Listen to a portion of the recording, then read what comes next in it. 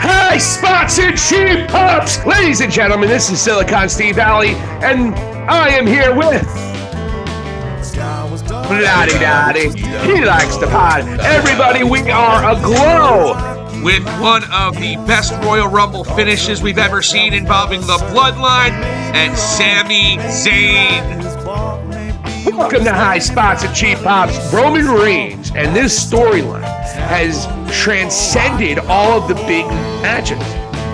99% of the time, the Royal Rumble is the biggest match of the night, or the biggest thing that happens in a Royal Rumble is the actual Royal Rumble, right? That was not the case this particular pay-per-view, this particular Royal Rumble. That moment outshined everything Rhea Ripley did, everything Cody did. No disrespect to what they did. Right. But that was the main event. Roman Reigns and his bloodline and everybody that's been involved has now become so big and so much better and bigger than any other WWE champion in a very long time. It's like the main event. It's like if Hulk Hogan wrestled and defended the championship, which he never did, and for whatever reason, in the Royal Rumble.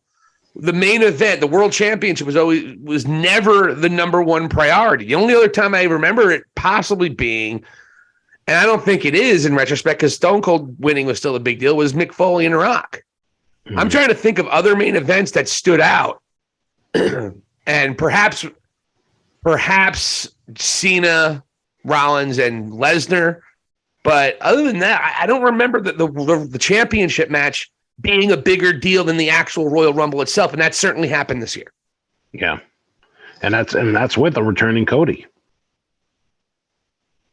I mean, just that speaks volumes, really. So yeah, like as we look forward, I think you're right. Elimination Chamber, Montreal, Canada, Sammy's hometown, beloved there, and he going against Roman in front of that crowd is going to be one of the hottest crowds I think wrestling will ever have seen. Yeah.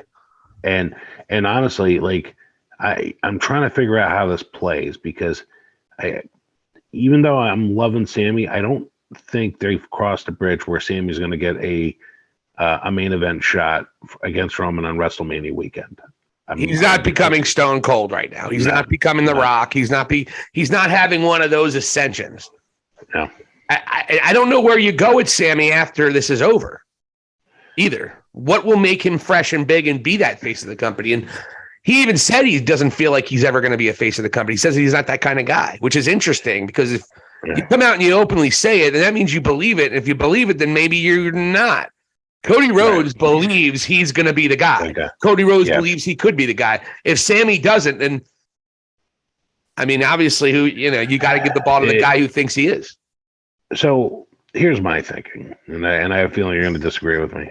I have a feeling, especially with it being Montreal, I think Jey Uso turns on Sammy.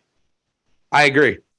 And then that is like the second Montreal screw job, if you will. And that builds, Roman gets the win. That builds now KO, Sammy against the Usos for the World Tag Team belts at WrestleMania, which in ways elevates it. Having Sammy and Kevin Owens hold those titles together, those guys are going to have a sweet time with those belts. So that's a good tag team to put together and carry them for a bit. And especially if they defeat the Usos. It looks like they're going to be separating the titles, though, because there's like a Smackdown tag team champion tournament going on right now. So I think they at the very least are going to be the Raw for Raw. I think probably Smackdown, you would assume, but who knows, or Raw. I don't know, but they clearly are going to separate those titles.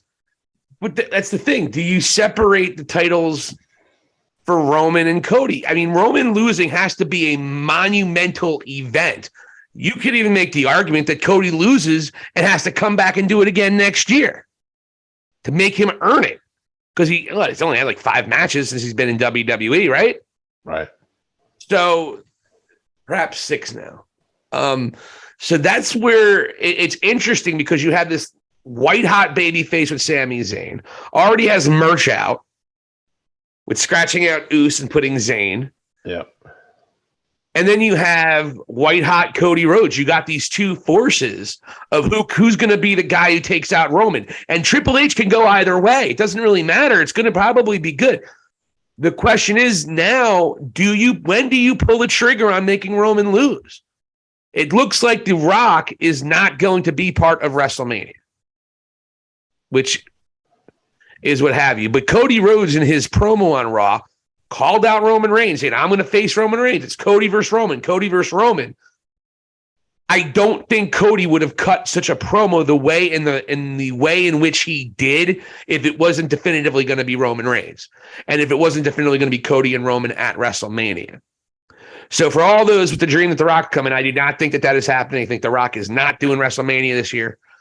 I could be wrong, but that could be a swerve too. But Cody definitely pointed out and put respect on Roman's name, and he said to the effect, you can be the tribal chief, you can be the head of the table, you can be the leader of your family, you can be whatever. And you can be all those things the day after WrestleMania, but one thing you will not be is the undisputed Universal World Champion. And so Cody is laying it down. More than one royal family. There's another royal family over there. That's the route they're going to go.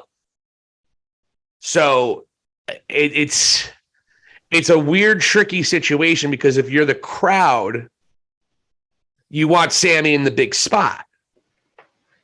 But you also don't want to take away from this meteoric rise of Cody Rhodes over here. It is a fascinating problem Triple H is now facing.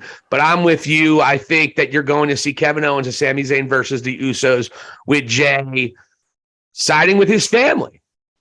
And I agree with you. I thought that's a great way to look at it. And I think a probability because Jey Uso's got to make a decision, and he's part of the bloodline. It's his own brother. Yeah. It's one thing if it was just Roman, but you also had his two brothers, Solo and Jimmy. Yeah. And then they didn't do that bloodline council that they were supposed to do, and instead they did the trial. So now with Jimmy, this is a great time to bring in the elders. And they could actually do that thing. So just another option, really. And it makes more sense. Cutting promos? No, that's the thing. It's like it'll be interesting to see how they play it. I would imagine the wise man would still be doing most of the talking, and he and Jimmy definitely have issues, especially after that whole trial thing. And Jimmy had evidence edited the same manner that Paul did, and was prepared. So, yeah, this is. I just think the Montreal thing's going to implode. Oh, you mean Jay? Yeah, Jay. I'm sorry, Jay. Yeah, and I think I'm looking forward to this Montreal crowd with him. I'm gonna be sad when Roman wins again because Roman's winning that match. It's gonna be and that's what you kind of worry about because don't forget people got really pissed off. They wanted to see Daniel Bryan in the main event at WrestleMania the year that he actually wrestled for the Intercontinental title when he came back. And the crowd kind of wanted him in the main event. Didn't happen. That was the year that Seth Rollins cashed in against Bret Lesnar and Reigns. Yeah.